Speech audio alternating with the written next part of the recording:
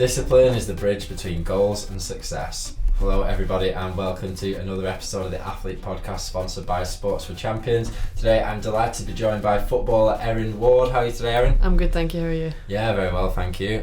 Thanks so much for joining us here. We'll jump straight in at the very beginning. Can you tell us how you first started playing football? Yeah, so I started playing at St Cadoc's when I was about 5. Just a local boys team, me and one other girl, the rest were all guys. And yeah, it was good fun. I played there for about 6 years.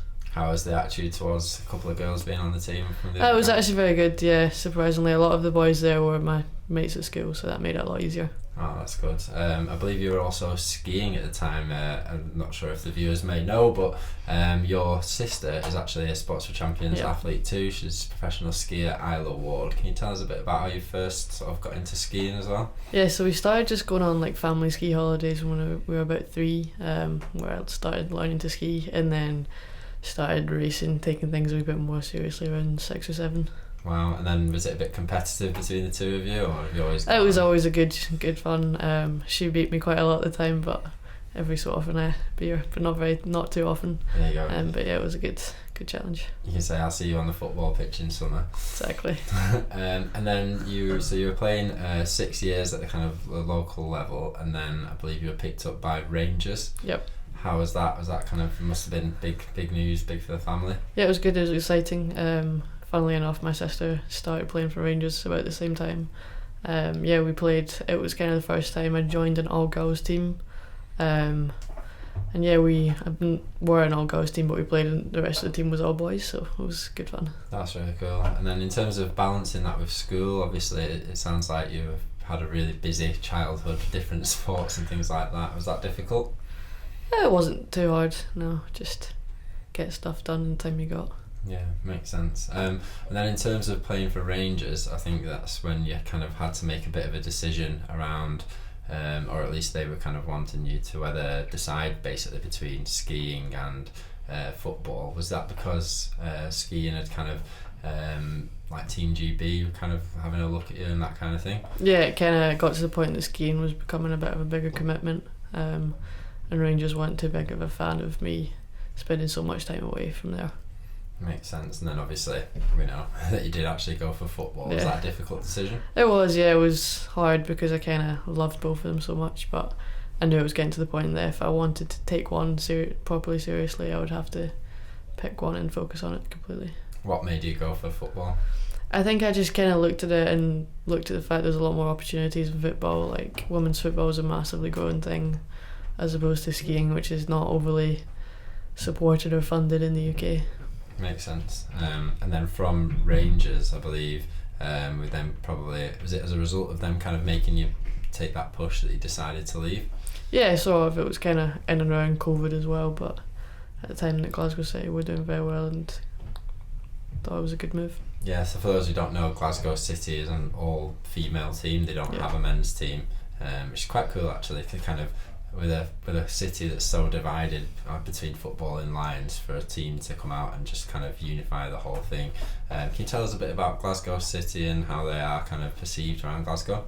Yeah, no, it was absolutely a great move. Kind of moving to a place where you've gone from being always under the boys team to then you're the main priority. They're not thinking about anyone else, you're the priority, yeah. That's really cool. And then they're doing really well in the league, aren't they? Yeah. And they play in the Women's Premier League, is that right, up in Scotland? And whereabouts do they play? Peters Hill is the stadium they play at. It's not too big, but yeah, it's nice. And I believe you made your debut for them, is it a couple of years ago now? Yeah, I think it was about January last year. Oh, okay, and then how did that go? Yeah, it was really good. Had been training with the first team quite a lot for the last year or two before that, and then played in a couple of friendlies, and been on the bench a few times, but it was very exciting to get on in the Premier League. The family make it? Yeah, Mum and Dad came up and so did my sister. That's awesome. Wow. Yeah. And how did the game go? It was good, we won. Yeah. Kept a clean sheet, so that was good. There you go. So I was going to come on to that. So I believe you are a defender. Can you tell us a bit about the position you play and what kind of characteristics make somebody good in that position?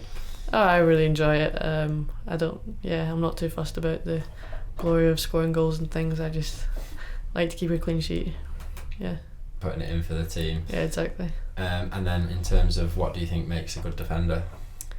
I guess all different defenders have different attributes, but yeah, some good speed really helps keep up with faster wingers and things. Definitely. And then do you enjoy a tackle? I do, yeah. Yeah, it's good fun. I think it's something that if you watch the women's game, that's something that I think is really evident really clearly, is that I think some of the tackles that are flying in and stuff like that, it might not be what some people expect when they first kind of get into women's football. Is that something that you've always kind of enjoyed, or did you start I think off so, yeah. I think starting off at a boys' club obviously made quite a big helped that a lot. Playing the way the boys play, nobody's going soft on you, you're not going soft on anyone else. That's good. And then in terms of where you're up to now, I think you had probably another difficult decision in deciding whether to go and pursue a scholarship in America. Can you tell us a bit about that? Yeah, so I kind of finished under-18s football and had the decision to kind of try and sign a pro contract in Scotland or go away to America, but I thought it was a good decision. Have a few years in America, try to get a uni degree at the same time in case things don't work out, and then hopefully come back and sign a pro contract. How did that decision go in terms of where to choose? How does the process work? It's quite a long process, kind of put together a lot of film, send it off to so many different unis. If they like you and they want you, they'll contact you. So many reasons that some of them don't work out and stuff, but yeah. Where did you end up? Trent McConnell University in Georgia. In Georgia, so that would be in the ridiculously hot south yes, of it is hot. America. How has that change been from sunny Glasgow? It was tough, yeah. Go July 31st pre-season running. Wow. Was a bit tough in the heat, but yeah, got used to it fairly quickly. Yeah, so you've acclimatised fairly quickly. That's interesting. And then in terms of during matches and stuff, do you feel like the standards much different, or is even the style of play? Yeah, I think it's a good high tempo. Speed of play is really good. Some teams play very differently, some teams play very similarly to the way British teams play. And then in terms of facilities and things like that, has it been kind of, I know obviously the college system has a lot of money behind it. Yep. Was that a bit of a change too? Yeah, no, it's really good going.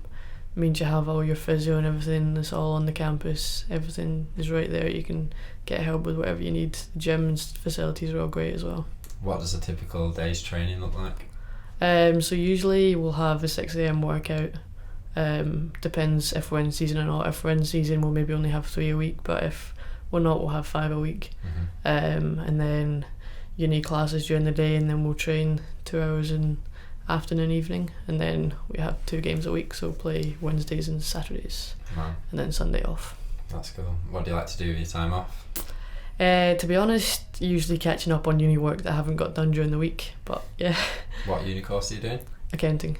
Accounting, yeah. Wow, okay. Is that something that you've always kind of thought would be a decent route to, because obviously it's a short career in football, you never really know, people can get crazy injuries and things like that. Yeah, I think it's thinking behind that. I think it's a good backup option.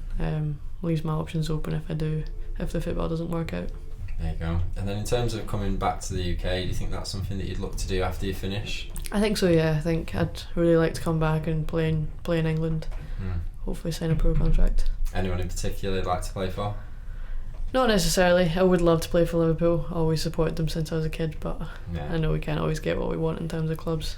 Makes sense, yeah. And then in terms of the current state of UK football, obviously I think it is the number one growing sport in the UK, and obviously a lot more eyes on it, a lot more attention. Some of the attendances, I think obviously helped with the Lionesses' success, although obviously that wouldn't necessarily concern you particularly.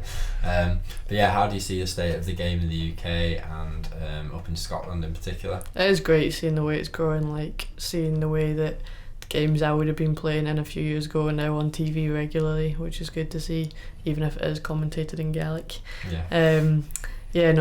I've never been a huge supporter of English football, English teams, but seeing the Lionesses do well was great because it opens so many people's eyes who maybe wouldn't have thought about watching the women's game, realising it's actually a really good standard and they would like to come watch it. Yeah, so that's good. I think that's a really good note to end it on. The last thing I'll ask you, if you were to speak to somebody who's perhaps starting to think of a career in sport or maybe more particular football, what would you tell them? Just work hard and chase your dreams. Wow, I think that's kind of about as succinct as we can get it. Yeah. But, thank you very much for joining us today. It's been a pleasure speaking to you. Thank you very much. You're more than welcome, and thank you to everyone joining us from home. We'll see you next time.